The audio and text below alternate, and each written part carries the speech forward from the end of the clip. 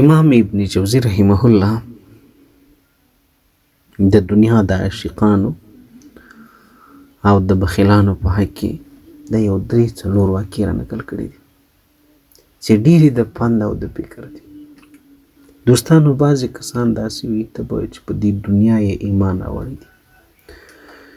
وایي د بخیل انسان مال هغه وخت د انسانانو په درد خوري، په شور ځي، هغه وخت یې مال راښکاره کېږي کله چې دی تر خاورو لاندې سي، دی په ګور ننوځي. هلته بیا ته څه کوې؟ د دنیا د ضرورت شی ده، نه د دې چې څوک په ایمان راوړي. ښه بابا څه لیکلي دي ناشناوې دي واورئ. و یو سپین ږیری سړی و، یا له زامنو سره اوسېدی، یا له زومه سره اوسېدی، یا له خپل ورور سره اوسېدی. نارینه اولادونه یې نه درلودل، زنانه یې درلودل، یا یې نارینه هم درلودل، خو د دنیا یو ډیر سخت عاشق او یو ډیر مینه ناکه انسان. یو ځل یې دا خپل زوی ته وویل، یا یې زوم ته وویل، یا یې ورور ته وویل، یا یې لمسي ته وویل، یا بل داسې خپل قریب کې یو چا ته وویل چې زما حلوا ته ډیر شوق سوی دی، که تاسو ماله حلوا پخه کړئ. پخوا وخت کې به یو خاص قسمه حلوا هم پخېدله چې د هماغه حلوا غوښتنه یې وکړه. نو د داسې سپین ږیرو، د سپین سرو او د دغسې عمر خوړلو کسانو خلک عزت کوي. د دې چې کوم ارمان چې په وس کې یي نو کورنۍ نه ورته پرېږدي، هغه یې ضرور ورته راوړي. نو دوی هم حلوا په ډېر ښه کیفیت کې ورته برابره کړله، یا بازار څه پخه ورته راوړله.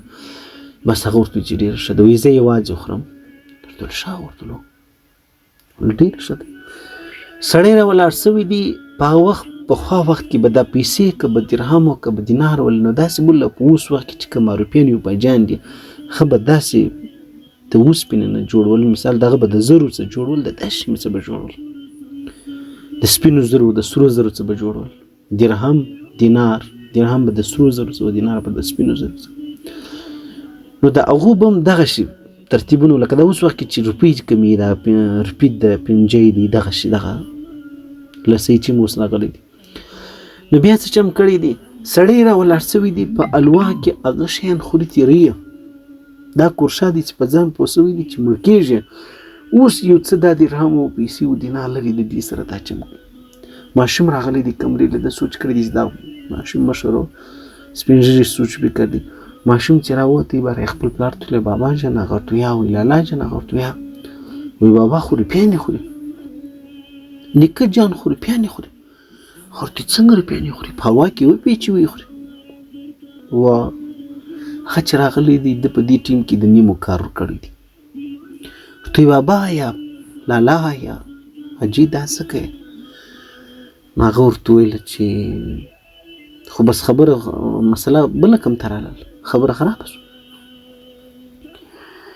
هغه ورته ویل چې د خدای نیکبخته دا ته څه کوې؟ دور توله چې زما دا نه زړه کېږي چې دا پیسې به تاسو راواخلئ، په پالتو شیانو به یې ونه کوئ، هېڅ کار به ترې ونه اخلئ. نو هغه زوی یا هر څوک چې زوم یې دی، ورور یې دی، هر څه چې دی، هغو به ضرور ته وي چې بابا موږ به داسې په تاسو خیرات وکړو، داسې به ښه وکړو، داسې به پر کار به ونه لګو، بې ځایه به نه لګو. نو ها دی دا دی. خو اخر ته یې دا سړی راضي کړی دی. سړي خو نیمې خوړلې وې، دا را ولاړ سوی دی. دا سړي چې نیمې ودې ته پر ورکړلې، هغه یو څو ورځې کار په وشو، یو څو ورځې مابعد هغه ختمې شوې، میاشته یا کال مابعد دا سړی مجبوره سو، کال مابعد دا سړی مجبوره سو را ولاړ سولو. همهغه خپل قریب چې پټ کړی دي، چې روپیانې خوړلې وې، هغه قبر یې پسې راوشنی، هغه هلته خاورې سوي وو. هغه روپیانې، هغه د درهمو د دینارو پیسې هغه یې راواخیستلې، قبر یې پسې ورخلاص کړي. نو دوستانو څه سوچ فکر، دا خو یوه خبره لیکلې ده. نور سبق چې تاسو کوم سبق ځینې اخلئ، ستاسو خپل کار دی. دومه خبره یې دا لیکلې ده، و یو سړي جومات و مسجد جارو کوي، اب بزرګ صاحب. نو بیا جومات و مسجد چې به جارو کوي، د به ټول عمر دا کارو. نو بیا دې سړي د جومات د دې جارو کړو دغه څه د خاورو څه، دا خاورې سره ټولې کړي وي، د دې څه یې پلا خښتې جوړې کړي، خښتې به جوړې کړي. چا به ورته ویل چې دا څه به کوې؟ هغه ورته ویل چې یاره دا خو داسې قیمتي خاورې دي که نه، نو چې کله زه وفات سم زه د خپلو قریبانو ته او زه د ستاسو ته د خپلو دوستانو ته زه دا وصیت ورته کوم چې ما پسې دا خښتې ولګوئ. نو اشاق ورته ورته به ډېره ښه ده، دې سړي د دې خپل دغه څه د دې مسجد د خاورو څخه خښتې جوړې کړي دي. اچانک پیښه دا سوله د ده چې کومې خښتې جوړې کړي نو د انسان به یا 14 خښتې بسیږي یا به 15 ده به خپل اندازه لګولې ځان ته. هغه خښتو کې یوه او دوې پاته سوې، چې یوه او دوې پاته سولې 3-4 میاشتې ما بعد خښتې پرتې دي. نو خښتې خلک څه پکوي، یوه پکې ماته سوله یا په دیواله کې خلکو ګار کله یا په بل شکل باندې چې ویې کتل په هغه کې پیسې راوختلې، هغه درهم و دینار. اوهو دا څنګه کیسه ده؟ دا چې سوچ فکر وکړي او دا خو ګل خان یا پلانی خان هغه خښتې جوړې کړې وې، هغه په هغه خښتو کې مخل چې پیسې وي، هغه جارو کش نه ده. دا اوس هم داسې الې راوتلي دي چې هغه په قبرو کې په دا قبرو کې مثال په دا خرابو ځایو کې ګوري ګرځي، مثال حتی تر قبرو پورې نه دي ځینې پاته چې هغه یو شی کې پروت دي، ژنګ ورباندې وي که د اوسپنې هر شي کې پروت دي. نو چې کله ژنګ ورباندې په دې شکل باندې خلکو کله د پخوا زمانې پیسې پیدا کړي. تاسو تاریخ یې وګورئ چې د پخوا خلکو د زمانې د پیسې پیدا کړي د کوچې خبره ده، وایي تا خولې په لاس کې کړي دي، ته غم به کېږده مه، هېڅکله به زه تا په ډوډۍ باندې. درېیمه کیسه امام ابن جوزي رحم الله لیکلې ده. یو سړی و ناجوړه و، چې ناجوړه و نو د هغه 3 اولادونه ول. دغه 3 اولادو کې یو اولاد ته وویله چې تاسو خو ما ته دا ستا 2 ورونه چې دی هغه دی نیمنتبر رامعلومېږي، هېڅ په قدر نه پوهېږم.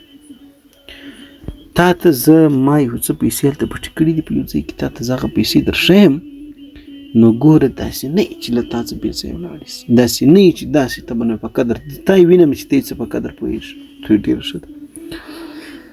ځای چې ور وشوې هلک را ولاړ سو، هغه پیسې بس مخکې له را وکښلې، چې را ویې کښلې دا بس یو څه به یې په کار ګار کړي، یو څه به څنګه څه وي، خو اخر ته هغه پلار یې جوړ سولو، مثال هغه سړی سپین ږیری جوړ سو، چې جوړ سو باره یې په ډېرو خواریو په ډېرو سختۍ د هلکه څه پیسې واخیستلې، چې پیسې یې ځینې واخیستلې. بل یې پلار چې ناجوړه سو چې دا زوی هر څونه ځان ورباندې مړ کړي چې بابا ته خو پیسې راوښیې، نه یې ورښولې، اخر ته مړ سو، پیسې دغسې په خاورو کې پاته سوې.